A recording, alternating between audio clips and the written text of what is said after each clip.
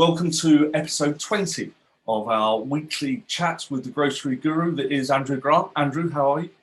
Morning, Darren. Yeah, very good. Thank you. Very good. Okay, so in this week's 10-minute chat with the grocery guru, we're going to talk about Morrisons' preliminary results because they're the first after COVID. Is that right? Yeah, the first major retailer to put out, full-blown annual results post-COVID, January the 31st end. Obviously, you've got Tesco and Sainsbury's following in the next few weeks. Right, okay. And the general picture, good, bad, what did you well, it's fascinating, actually, because the headlines, I think, in the press yesterday were, the share price dropped significantly because I think the city suddenly realised the sheer cost of this pandemic to the supermarkets. Yeah. So on the face of it, they've done, really well. And, the chief exec was praising how well the business had done. And they have done a phenomenal job, if you think about it, all the supermarkets feeding the country. Yes. With a little issue of Brexit in the middle.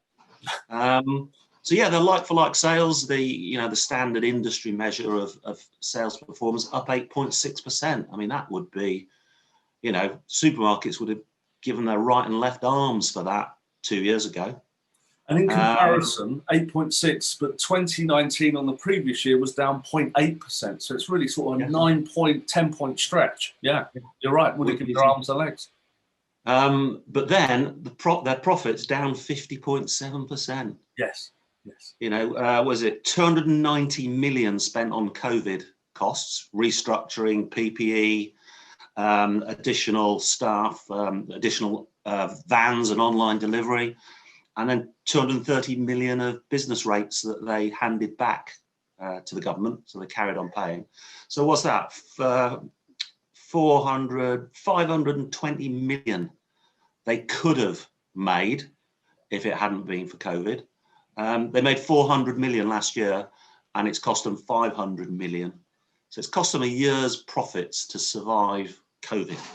And that's a good takeaway, isn't it? A year's profits to survive COVID, because all of us look at industries like hospitality and think, well, they're wiped out, they're struggling, it's going to be hard to come back. The supermarkets are doing really, really well, but they're not. But it's this, think about it, it's this spike effect, isn't it? So the supermarkets have had this big 10% spike, plus a massive spike in costs, and they're driving at the moment headlong into that. I think I'd rather be a pub chain where all of a sudden when I open up in May, I'll be 300% up on the year. Well, with the figures look fantastic. Well, that's very true. I guess pubs, maybe don't look as hard and as fast as people like you and I and account managers out there year on year. But if they are, you're right, they're going to be up hugely. I noticed some other things like 300 McColl stores to be converted to Morrisons daily over the next 3 years. Yeah. So and the contract with McColl signed to extend the partnership to 2027. So there's some good news in there. Well, yeah, becoming big inconvenience. Yeah, absolutely. But one thing that got me, and whether I've done these because I'm not a city analyst. I wish I was. But net profitability. The argument's always gone that the supermarkets in the UK are incredibly efficient because basically their net profitability is 2% on average. So 2p in the pound is all they make from all the work they do. And Tesco always lauded, back in the day that they got over 5 pence in the pound profit. And Dave Lewis left on a massive high last year, getting it back to 4.2, I think. 4.2, okay. So Morrisons last year were bang on the average, 1.98% margin. Right. Okay. Net margin. What do you think it was last year when you do the sums? Don't know. Go on, tell me. Just over a half. 5.5p in the pound profit for everything they did. That is a lot of hard work, effort, and energy for half a p in the pound. That is not a lot, is it? It sort of reminds me of Thomas Cook. You look at big companies like that who are billions, but actually, do they make money? Yeah. So, it is quite interesting. We spoke last week about Amazon Fresh opening and how if they want to expand quickly, do they just take out over all the disused Top Shops and Dorothy Perkins littering the high streets, or do they buy a ready-made retailer? Now, Morrison's operating profit, 254 million. I don't know what multiples supermarkets sell on, but say Amazon had to pay 10 times that, 2.5 billion, they're worth a couple of trillion. Yeah. So it is small change for Amazon just to sort of say, oh, let's buy Morrisons. Well, it's very true, and then they could dominate the market very, very quickly and take a share, 10% share overnight. Very true. Well, the fact that Morrison's share price dived so dramatically yesterday would say that Amazon isn't on the city radar. Otherwise, it would have gone up. Very true. Very true. So I think the takeout of all of that for Morrison's and for the other, because obviously, as I said, Tesco, Sainsbury's, and the others will be publishing in the next 4 weeks, and I'm sure it will be a similar story. Is they are driving headlong into some pretty horrific comparables. Yeah. They won't get the same sales growth this year because people will go back to restaurants and pubs. Yep. So a huge chunk of their food and particularly the drink business will go back to normal. So big like-for-like declines there, but this continuing cost base, because they're still going to have to, online deliveries have changed forever. So the extra cost of vans and people driving them and picking is still going to be there.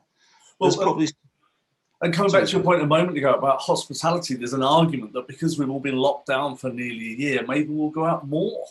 What was once a week treat a pub might be twice a week. Yeah, and will all 60 million of us end up in Benidorm because we're desperate to get a foreign holiday? Wow. Maybe the country will be empty in August. It could be. Birdseye used to say it's about share of stomach.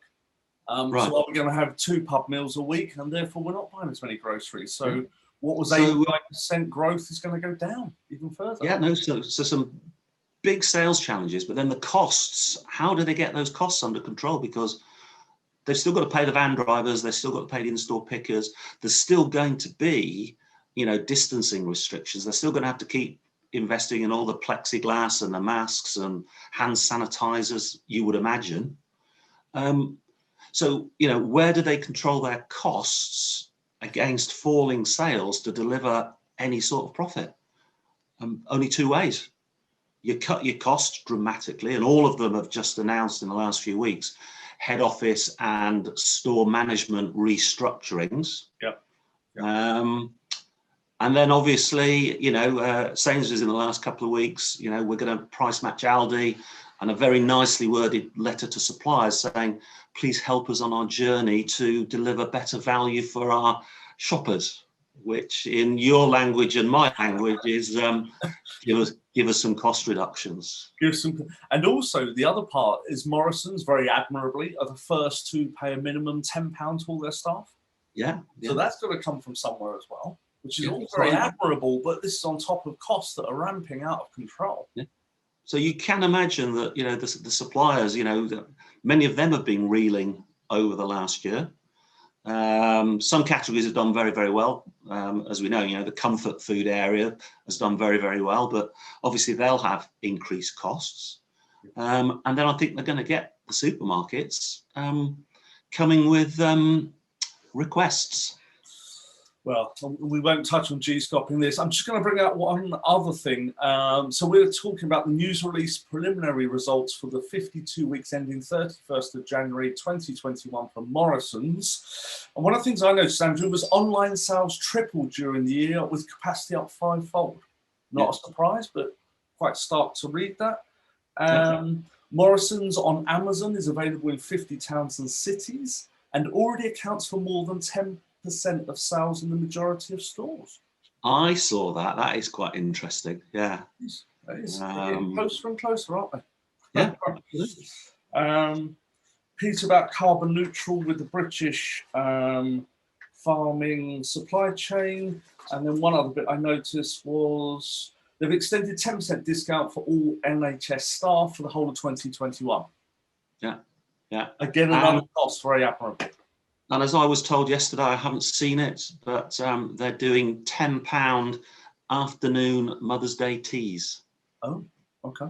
So one of these meal deals where I think for 10 quid you get some nice little triangular sandwiches, some cakes, some clotted cream, all put together for 10 quid to take round to your mum's or to leave on mum's doorstep, probably. Can't remember quite what the rules are anymore, for Mother's Day. Oh, okay. Well, seeing as it's 2 days to Mother's Day, I better go and try and book one. Yeah, yeah. Go and get yourself a Morrison's Mother's Day cream tea, leave it on your mum's step, ring the bell and step back 2 metres. All right, Andrew, before we go, what's the one takeaway you want us, the people that are listening, watching, to take from this? I think it's going to be every year's a tough year. Last year's been tough. In terms of, the supermarket trade, it's going to be as tough as it ever was for different reasons. Yeah, very true. Very true. All right, Andrew, Grocery Guru, thank you very much. We'll talk with you again next week. Okay, take care. Take care. Bye. Bye. Bye.